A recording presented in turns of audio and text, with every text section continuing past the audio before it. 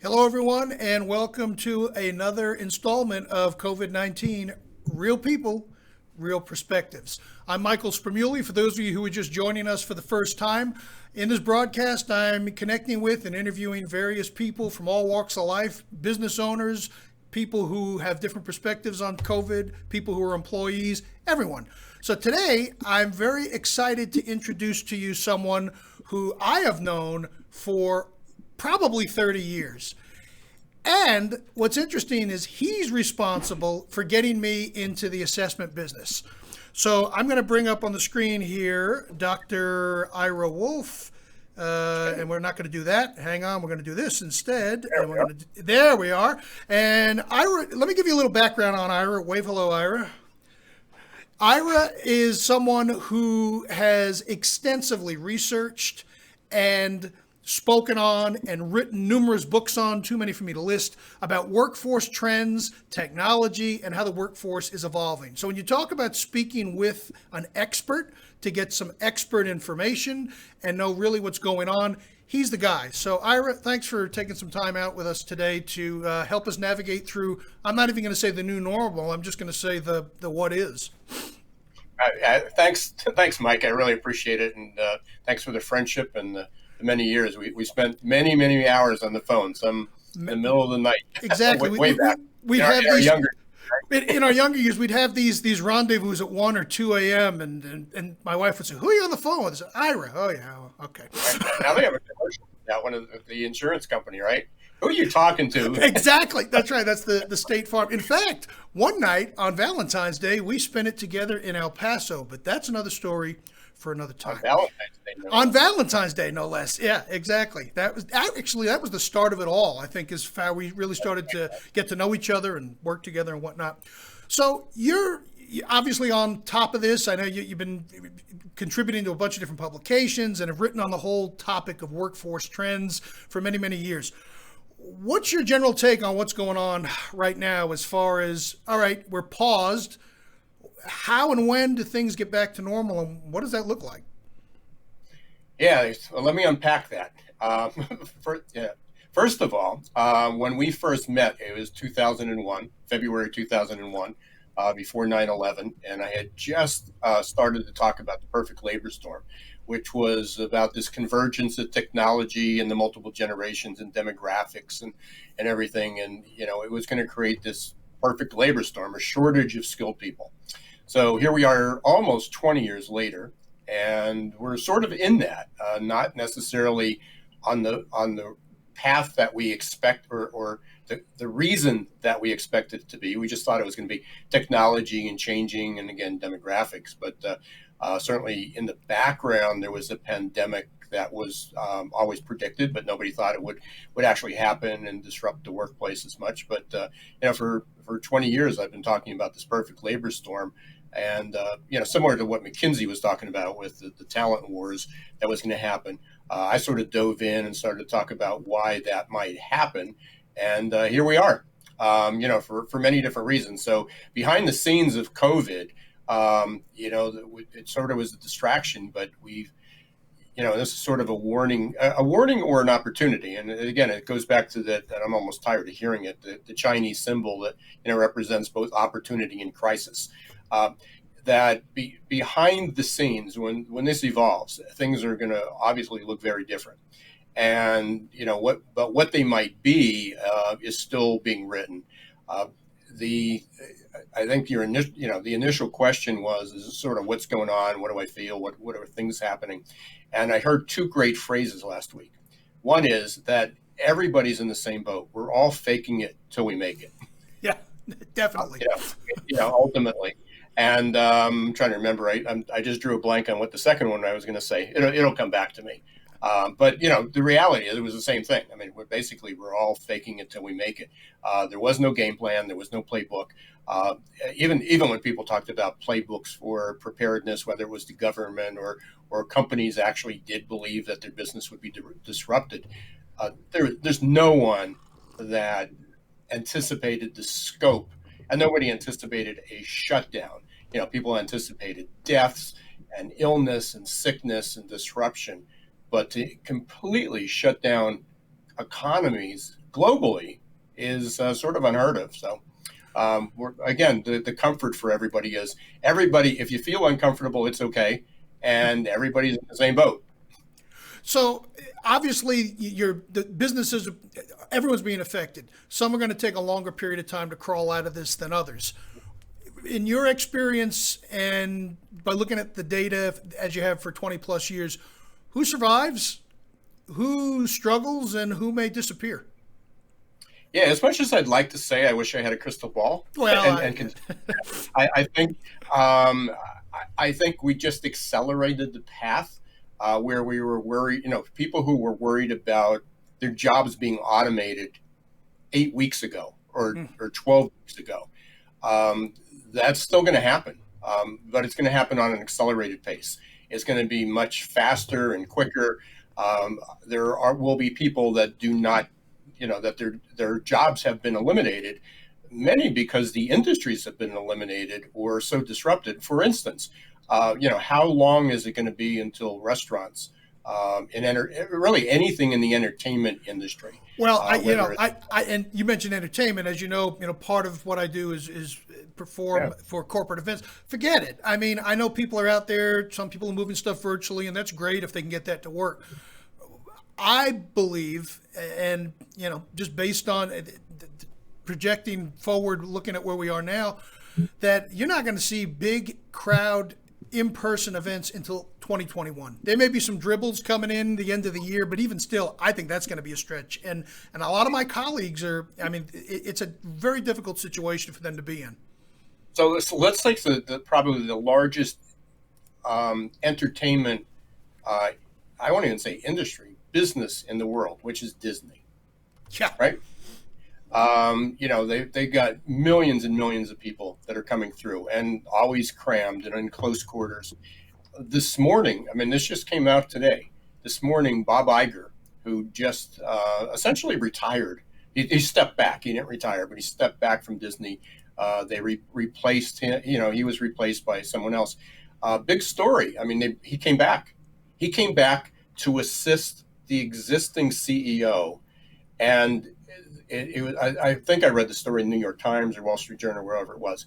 And what they're talking about is how does Disney rebound from this? What does it look like in a business? And we're talking about the Disney Worlds, Disneylands of those around the world.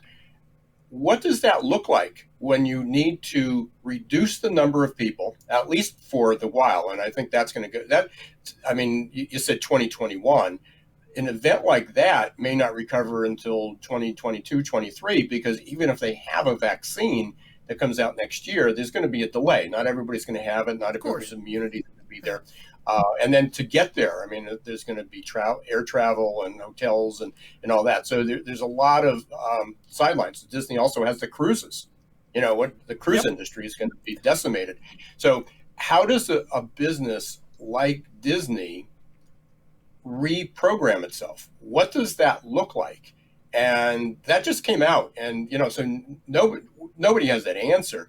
But I did post this on LinkedIn, and I posted it for the reason of everybody needs to think about what their business will be like on the flip side of it. I'm going in on the flip side.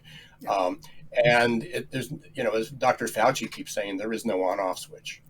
Well, you and I, and that's one of the things that kind of prompted me to want to get you on the broadcast here, is we had discussed this about 3 weeks ago when you and I were just speaking on a phone call. You had said the exact same thing. You don't just show up, one day at 7 a.m., turn the lights on, and you're back in business as usual.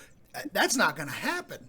And I think a lot of people, both consumers and people who run, own, and operate businesses, may be thinking that is what's going to happen. But it can't. The mechanics just aren't there from what I'm seeing. So there's two parts. There's two things that we need to consider. One is it's interesting. Over the weekend, I've been doing a ton of reading and research just to figure out this, and because it's really been bothering me. And I spend a lot of time on forums and chats and monitoring things. And I don't know how many emails. My mother complained yesterday. My mother's 96, and she's living alone, and and basically her connection to the outside world is a telephone and email. I mean, she's on email constantly. And so I get a lot. And she says, gosh, I got so many emails. I must have had like 25 of them yesterday. And when we talked to her last night, and it's like, if I got 25 every 30 minutes, I'd be thrilled. And part of it is because I subscribe to a lot of things. Of course. I mean, some of them don't, but I subscribe to a lot of things. And so, I'm constantly scanning for them. But over the weekend, I actually looked for, I did a search for what's next, or, what's going to happen. And I found this article that came up. And the title of the article was RIP, Rest in Peace to the Way It Was. And I'm reading down the predictions. And one of the predictions is there is no going back. We can't. We're not going to resume our lifestyle. We're not going to resume business. It's not like we close down for a hurricane or an earthquake or a blizzard. I live in the Northeast, so, you get these snowstorms. Or it's not even a terrorist attack where everything shuts down for 1 or 2 weeks. And then say, hey, we're going to come back. We know it'll be a little slow, but the problem went away. I mean, the earthquake went away. The snow melted. The hurricane, the wind stopped. This isn't going to stop. I mean, there's always, the one thing about a pandemic, there's always that virus or whatever, bacteria or whatever it is that caused it. It took it literally took 3,000 years to get rid of smallpox. Now, it's not going to take 3,000, and then it came back because we stopped the vaccine. Yeah. Well, so that's another reality. Reality is COVID-19 is going to be around for a while. It's going to ebb and flow, and everybody says that. So the problem didn't go away. We just have to learn how to work around it, and we will. I mean, I'm very optimistic. I can. A lot of people say you always see the dark side and everything, because I'm always looking for what can go wrong so I can prevent it. Right. If you don't know, if you don't talk about what can go wrong, then it's going to happen and it's a surprise. So I'm always looking for that sort of the dark side of it, but only because I think there's opportunity in there to be able to prevent it. So people are going to come back. But for anybody who thinks that, in fact, I just wrote this in an article, for anybody who thinks that we're going to resume life as normal, you have to start thinking of how are we going to rebuild life for a new normal. And we don't know what that new normal is going to be. I mean, that's going to take a while to evolve, and it's always going to be evolving. But it really is. We need to rebuild, not resume. I think the other lesson that we learned from this is that anything and anyone, and this is pretty harsh, but anything and anyone can become obsolete at any time. And what's interesting is I wrote that in my book. I'm not making it up, and I can't say, oh, yeah, I said that a couple of years ago. It's literally on page 92. Which one of your books? Because I know you have several that are out there. Recruiting in the Age of Globalization. Okay. So, and then there's a second edition, and it's still on page 92 because the first half of the book had nothing to do with recruiting for anybody who's interested in getting it or reading it. It's like, oh, I'm not in recruiting. I'm not in HR. I don't hire people. The first 130 pages had zero to do with recruiting, but it was about the world we're going to live in. And that was the original book. And then I said, I'm in the business of helping people hire the right people like you are. Yeah. And so, and it fit into the perfect labor storm. How are you going to find these people? How are we going to hire them? So the last 130, now it's 150 pages for the second edition, is about recruitment, what that's going to look like. But the first 130 pages had nothing to do with recruitment at all. I mean, if you're in business or you're a student, it's going to be what's the world going to look like. And it was about VUCA, volatile, uncertain, right, complex, and ambiguous. It was about how fast the world is changing, how technology is going to change things.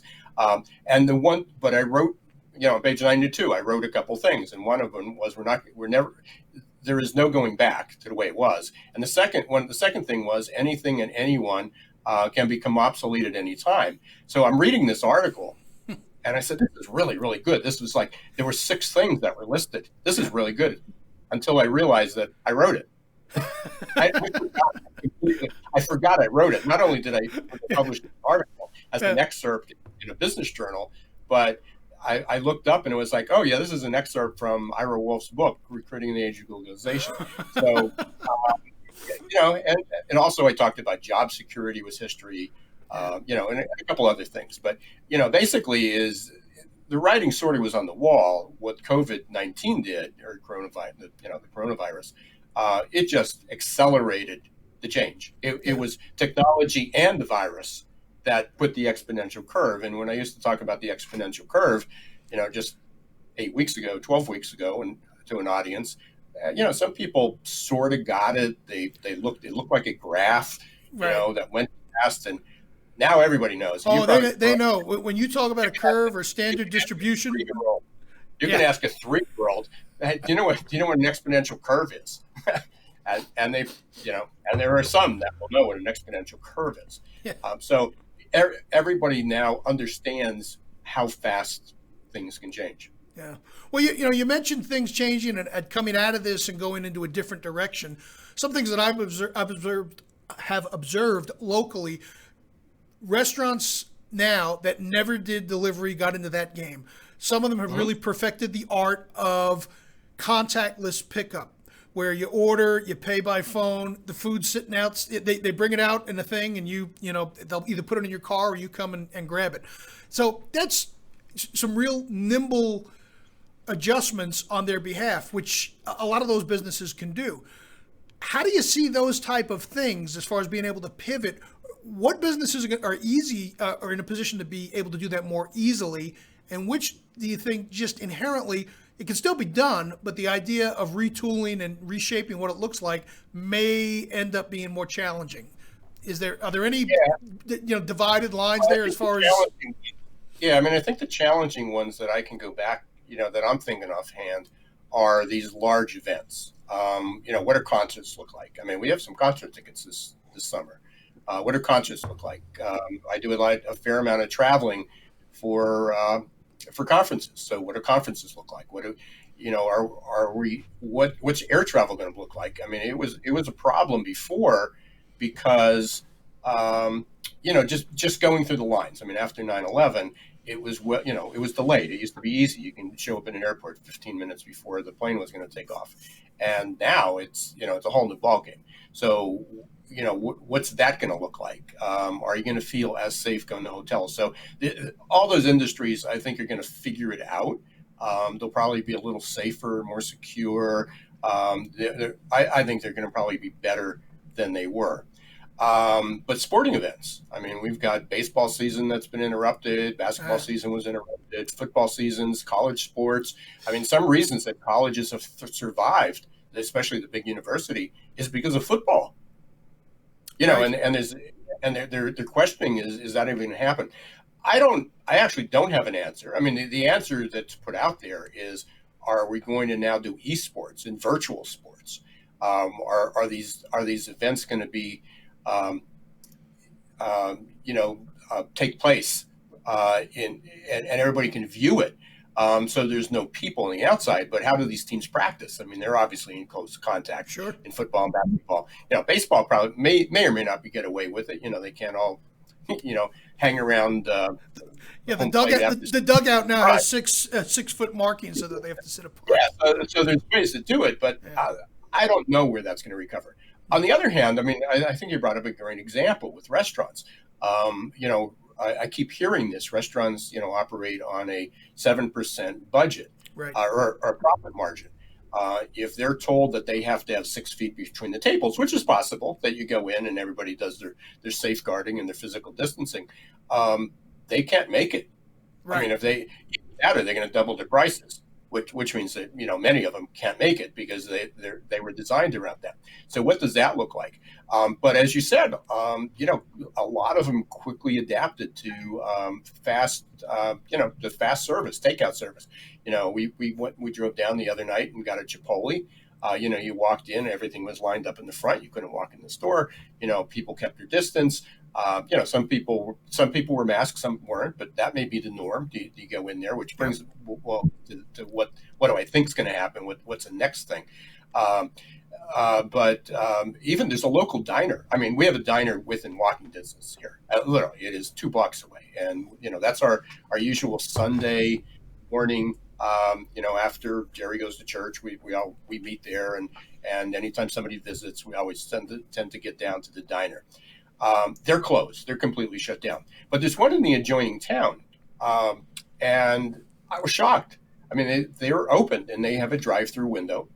And we went over there, and they're doing a pretty brisk business. And they didn't have that much takeout before, but they've learned to adapt.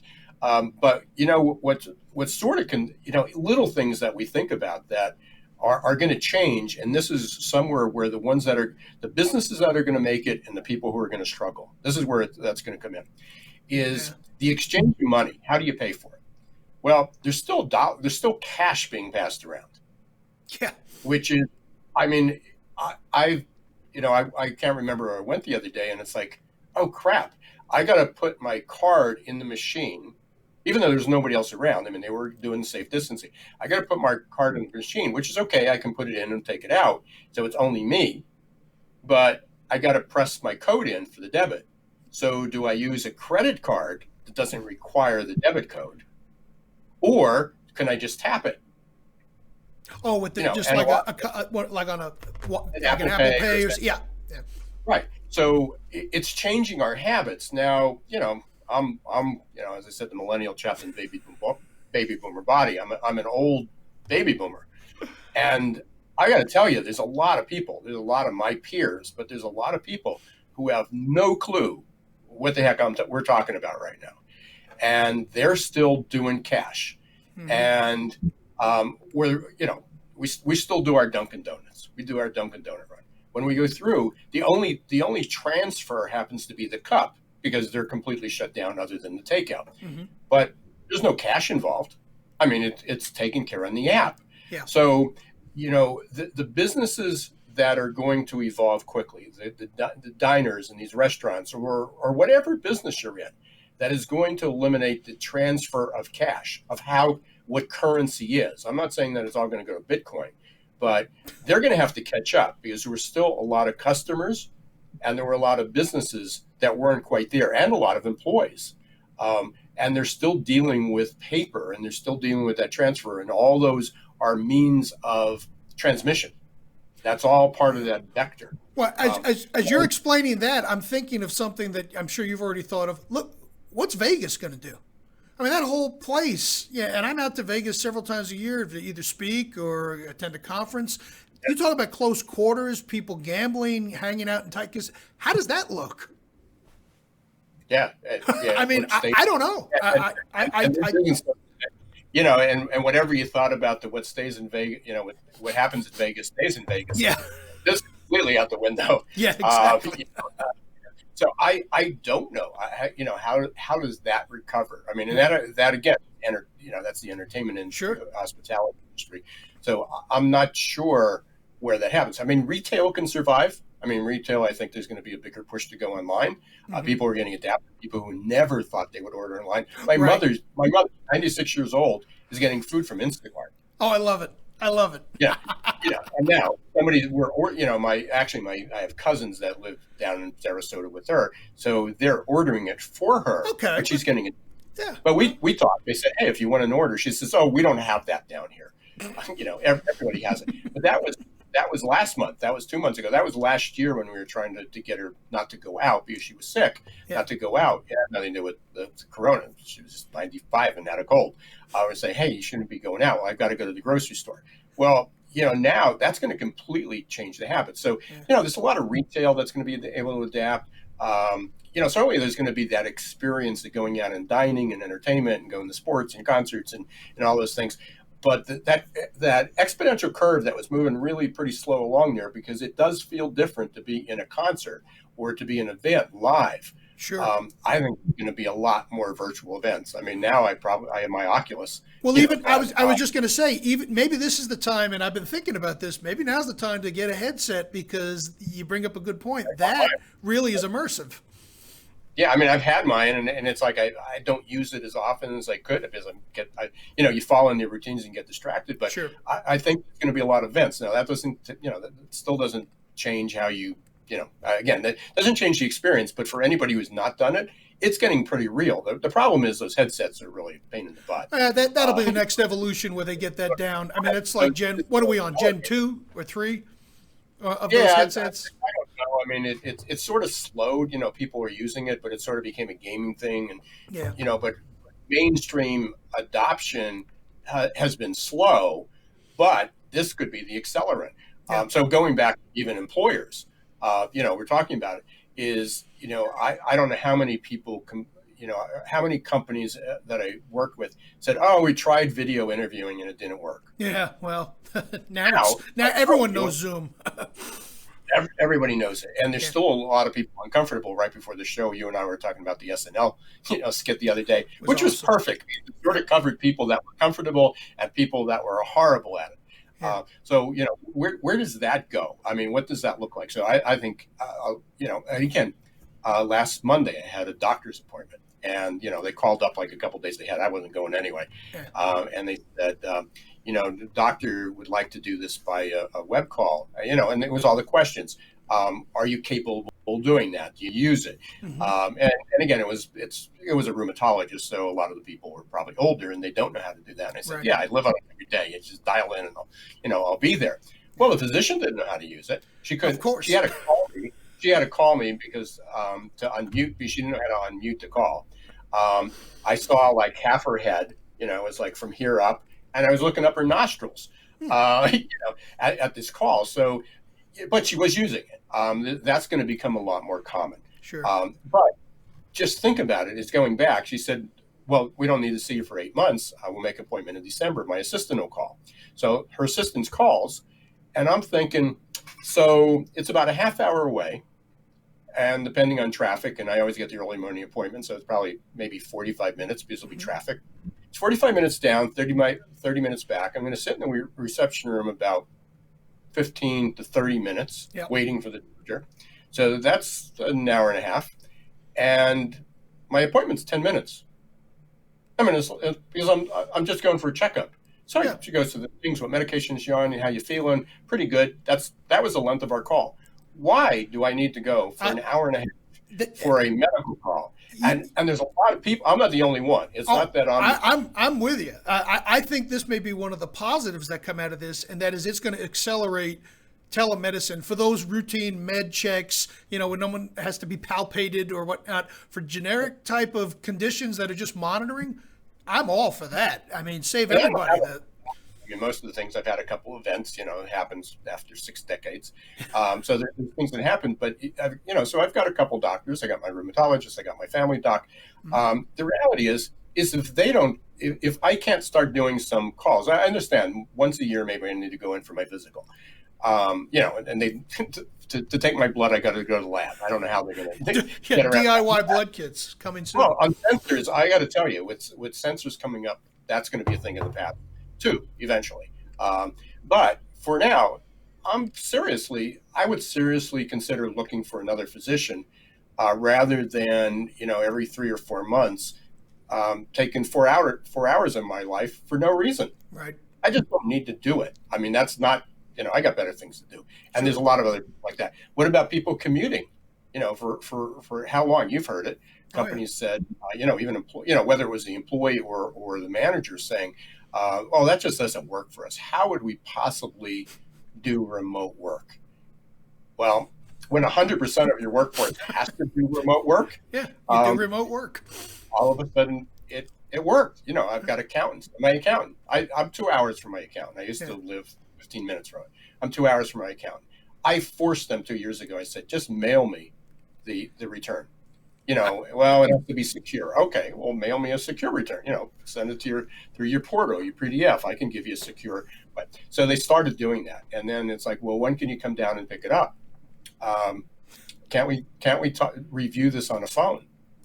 And so they've been doing it, and then send the paperwork to you, and you sign it off, and that's it. They're all remote. I mean, they haven't stopped work. I mean, accounting is essential, and it's tax season, and got delayed. But now with PPP, the payroll protection and the SBA loans and unemployment. I mean, all these companies are scrambling. So the accountants are super busy. Why can't they do? So now they're working from home. So what happened is they kept building new offices. So in the last 5 years, they literally either moved or expanded or bought a building in 3 different places. I'm wondering now what happens. Do they start reconsidering that? Because that's a lot of real estate. That's a big overhead. to have all this office space when they can do it remote. I think professional services are going to be changed. Retail is going to be changed. Hospitality, restaurants, I'm a bit concerned with. I think, we don't know what it'll look like, but it'll come out. They do have 3D printed food, but I don't think, I know they have 3D printed chocolate and 3D printed hamburgers. Look, I'm well stocked here, as you can see. Yeah. So I'm not quite convinced that's going to replace. Yeah, I don't think so either. But I think some of the businesses are going to be really harsh, which sort of brings up another point. I know, but we can go on forever about this. I know.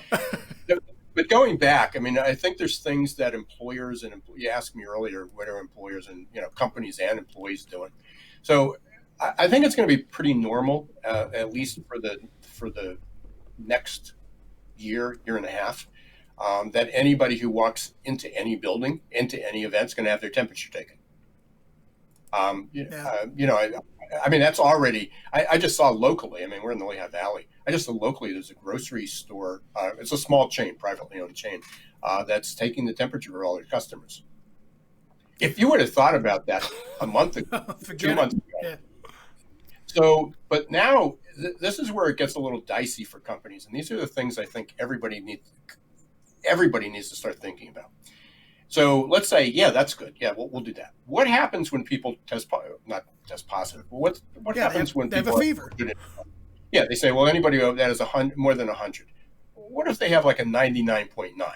Mm-hmm. Where do you draw the line? What happens to them? If it's a customer, do you send them away? If it's a vendor and you need the supplies, what happens?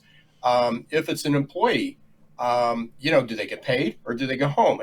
What's that going to do for morale and engagement? And, people are going to really need their paycheck. People are living day to day. Sure. People have lived day to day before. Now they're really scrambling. So all of a sudden they go to work and their temperature's, 100.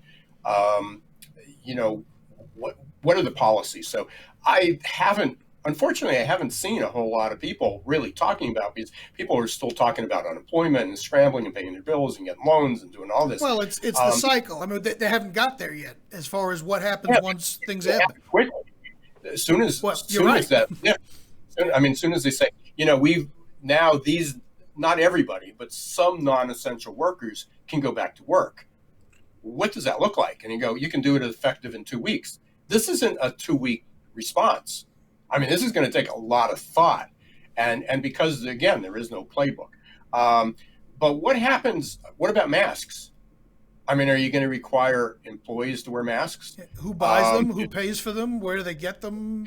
People. You're going to have a meeting. I said this earlier, and I've done this a few times.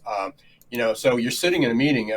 We're next to each other, Mike. We're sitting in a meeting, and everything. We're pretty good, and everybody had their temperature checked, and we're all normal. And we come back, and we're sitting in our cramped 8x8 room with the boardroom table, and we're all, jostled around the table. And I go, yeah. What happens? Yeah. People go, ooh, and they say, oh, excuse me, and So, okay, where's the hand sanitizer? Right. Wash it off your hand. I do it again. Now everybody wonders, am I sick? What happens if I cough? So all of a sudden, what are those, where do we have those meetings? And again, this is, larger businesses may have less of a problem, but smaller businesses, sometimes they're a makeshift. How are they going to hold their meeting? What's the proper conduct during those meetings from etiquette? Does everybody wear a mask? Does everybody have gloves? What's all the PPE? Who provides it? Who pays for it? Customers, are you going to require customers to wear that? What are the policies? Because there's a whole, you talk about a rabbit hole. Yeah. There's the attorneys are already pouncing on this. If someone gets sick, if there's a known infected person or even a suspicious infected person, a lot of time they're asymptomatic, but they are then diagnosed as positive. What happens to any customer who is exposed or any employee who was exposed? Employees, is that workman's comp? Customers, is that negligence? there's a huge rabbit hole. So this rush to sort of get back to normal, people aren't talking about it now. I do hope that we do get back to a whatever that new normal looks like in the very near future. But as we said earlier, there's no on-off switch. It's not like, hey, the snow melted, the roads are cleared, and you can go back to work now. That's just not going to happen. And yet everybody's just chomping at the bit to get customers back and to start handing out paychecks and to get paychecks. It'll keep me busy for a while. It'll keep, Well, yeah, one of the things that I've been that a thing that I was telling my clients, because I'm seeing it now. I mean, I spoke with a client last week who normally has a difficult time filling positions.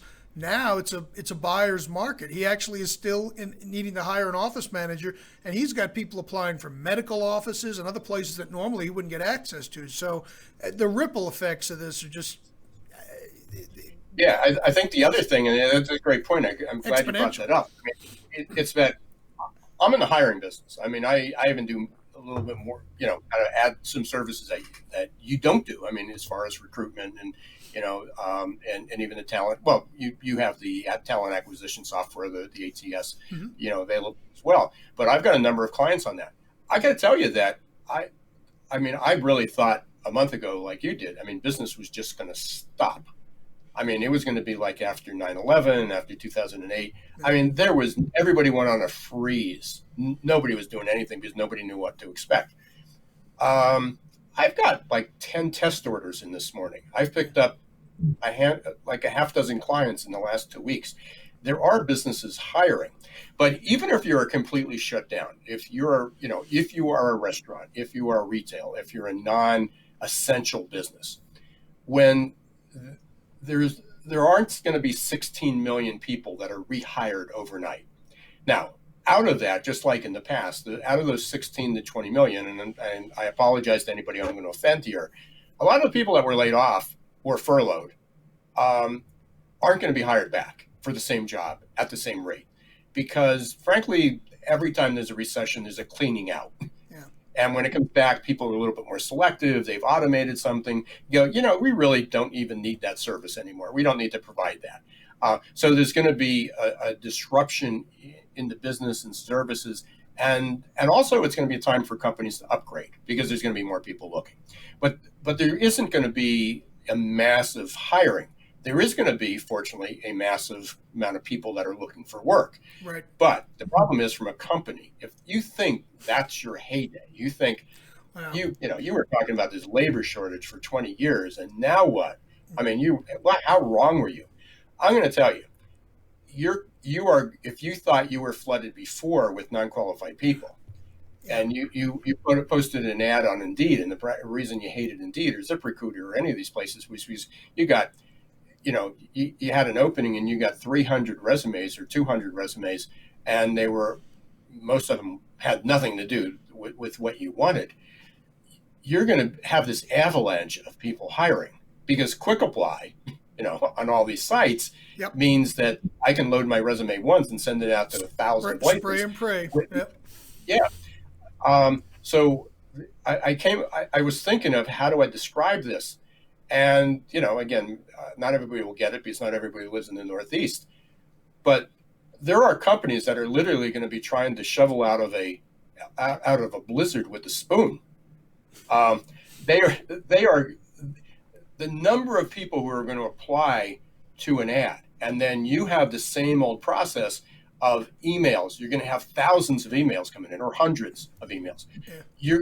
Think of the spreadsheets, thinking of tracking this stuff. And then the interviews. And again, for whatever was wrong before, multiply that by 100. Yeah. And if you were still recruiting using, I'm not bashing Indeed, but if that was the only source, any of these if you're a one platform recruiter, it applies. If you were still doing that and then printing them out and going through emails and and then having somebody schedule interviews, and then somebody puts it into a spreadsheet, and then you're toast. You are absolutely toast. Because actually tomorrow morning and next week, I'm speaking tomorrow to a SHRM group virtual, Next week, the Sherman Talent. And my topic happens to be how to Google proof your recruitment marketing. Now, these were all, I was retained to do these months ago. And it was all about what companies needed to do to get more Google ready. Big surprise, Googleization, right? Yep. But it was about now, 96%, I was just confirming these stats like that. 96% of everybody under 49 years old owns a smartphone. Under 30 years old, it's 92%. If you're going to hire anybody, the only connection they have, because they can't even do this at work anymore because they can't come to your place at work, the only device they have is the smartphone. That if your jobs, if your career sites, if your applications aren't mobile ready, people are going to have choices. They're just going to go somewhere else, and they were before. Now we're on that exponential curve. Your chance to listen to me and a lot of other people, I'm not the only one talking about it, but to listen to what I was saying for my book's out 2.5 years. I've been talking about it for 4 or 5.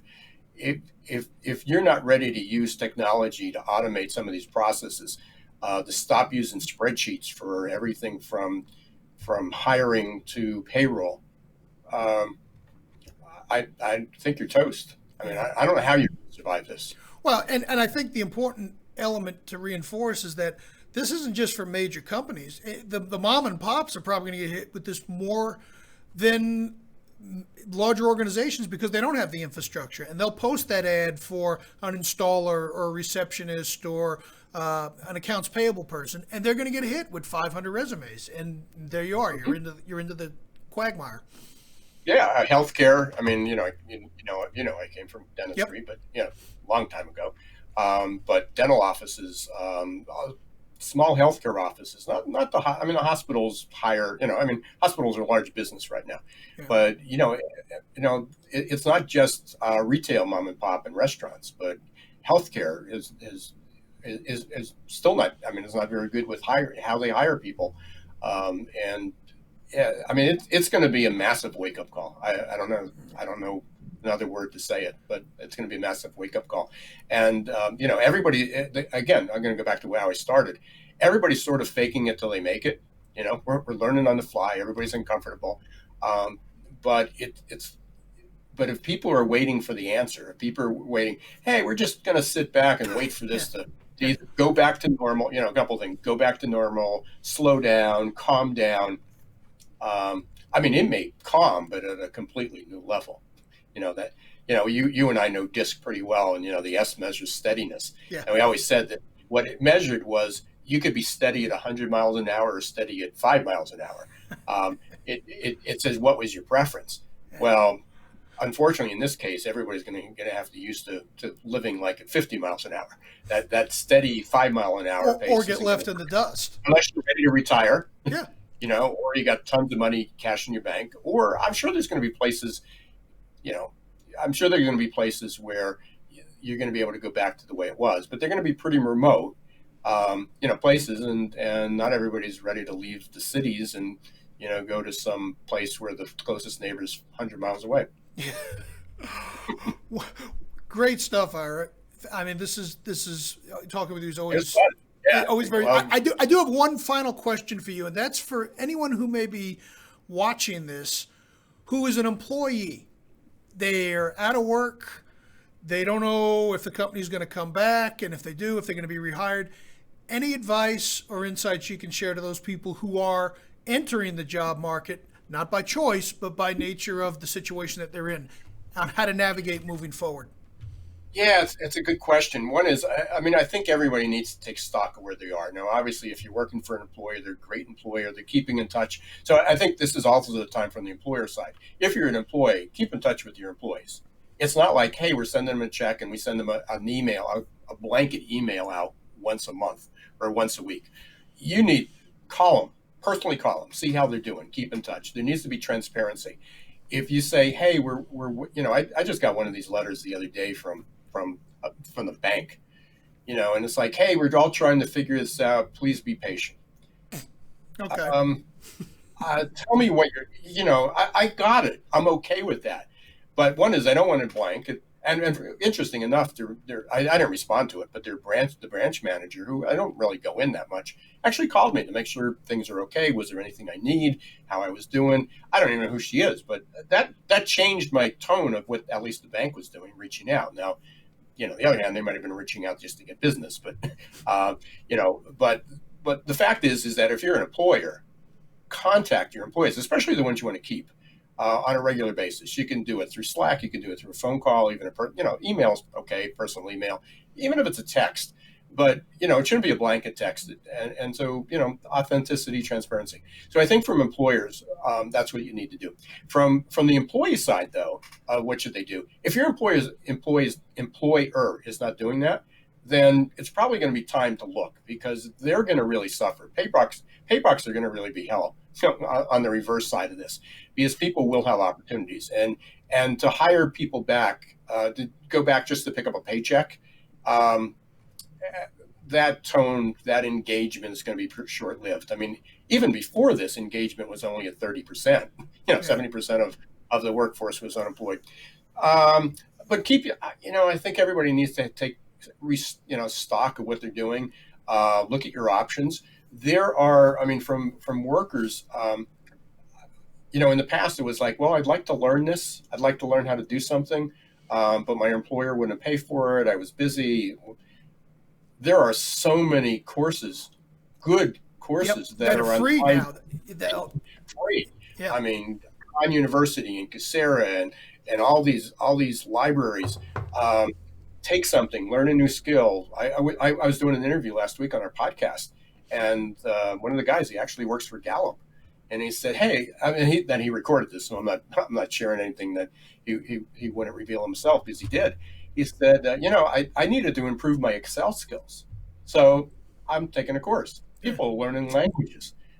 If there's something, if you want to become a better manager, if you want to learn how to manage, if you want to learn software, take some courses, upskill. You'll get, you may not get a degree, but you'll get a credit, or you get a badge. And if people said, "Hey, what did you do during your time off?" That's going to be pretty impressive. That's a great tip for anyone who's about to re-enter the job market. And from both sides of the equation, as the employer, what did you do, and then what was during the quarantine period, and then what that response is. That's very valuable information. And it does give some insight as to who's waiting around for something to happen, or who's trying to make something happen. Yeah, I think employers who are just figuring that people are going to be hungry, and I can, just if they have a regular paycheck, they're going to be happy. Mm-hmm. You're not going to have happy customers. You may have somebody on your payroll. You may have a warm body showing up for work every day. But there are a lot of companies out there that are actively. They're trying to pay their employees. They're staying engaged. They're creating opportunities, just like schools are trying to figure this out on your own. I know your wife is. Oh, that's how you teach remotely. There's going to be a lot of opportunities for companies now. This is a great time to retrain people, to have conversations, talk about what needs to be done. Again, if you're in healthcare, that's probably not happening because you're trying to learn how to survive. But anybody else. Almost any other business, there's a really good opportunity there to take, make the best of this time, because it will be over. That is the good news. There's two things. Nobody is suggesting this is going to be permanent. It will end. Even Dr. Fauci, even the experts say this will end and we'll come out of it and we'll go on. But everybody agrees we're not going back to the way it was. Yeah. Ladies and gentlemen, Dr. Ira Wolfe, how can folks find out about you? I know you do podcasts. You've got too many books that I was going to try to list as I'll just let him put it all out there. How can folks find out more about you, and where are your social platforms? And I'll put these in the notes as well. Sure. Well, I'm out there, so you can literally just Google Ira Wolfe, or Ira S Wolfe, stands for Stephen, and you'll find me. If you're on LinkedIn, I'm on LinkedIn. I'm on Twitter. Actually, Twitter is Hire Authority, HIRE Authority. My book is Recruiting in the Age of Googlization, and I've got a deal for everybody. Ooh, you can get the second edition that just came out for free. So you can go to join. This is a big long one. Join.googlizationnation.com. It's join.googlizationnation.com. You just pay for shipping and you get a free book. So it just came out in February. It's been updated. So a lot of what we talked about earlier is in the book. But I also added like 6 new chapters and timely because it was just a month before all this happened. And that's sort of what it was about. Wow, that's great. And I'll make sure I put that link in the notes. So if you didn't catch it, and my podcast is Geek Skeezers and Googlization is another one. And yep. So that pretty much covers it all. Again, if you just type my name in, you'll show up. You're very well positioned out there on social media and just the web itself. If you can't find Ira, then you probably shouldn't be using a computer because he shows right up to the top of the search engine. Thank you so much. I appreciate it, and my listeners appreciate it as well. And keep on plugging away, sir. We'll talk with you again soon. Thanks, everyone. We'll talk to you again soon. Thanks. Thanks. Bye-bye. And for anyone else who's out there who've had questions or comments, please leave them in the comments below. If you have the desire to be a guest on a future episode, please shoot me a DM or drop your name in the comments. In the meantime, thank you all for watching. Be safe, wash your hands, and stay at home. See you next time.